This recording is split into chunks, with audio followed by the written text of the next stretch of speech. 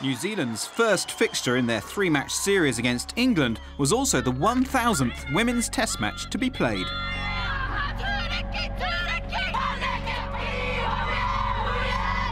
It's actually only 31 years since the very first test match was played between France and Netherlands in France.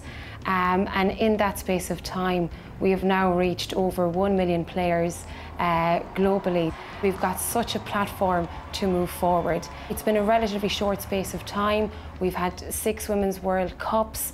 We've had 2 Women's Rugby World Cup sevens. We're celebrating becoming a new Olympic sport, and all of that has created increased momentum to the development of the women's game globally.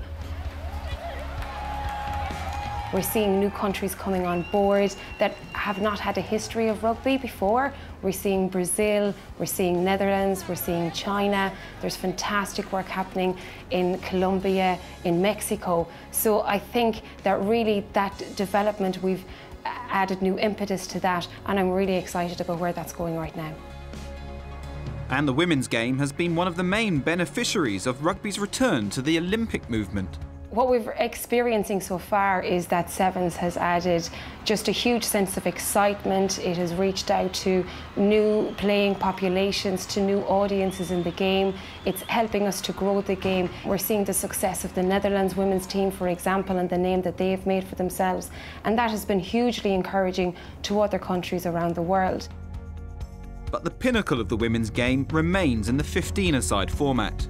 We look forward to next year. We're in Paris for the Women's Rugby World Cup 15s, and teams are already really focused on that and putting preparation in place, and we're really excited to see the benchmark that was set in 2010 in London, that all of us build on that, and we'll see an increased competitiveness, increased audiences, and it's really exciting to see where that is going.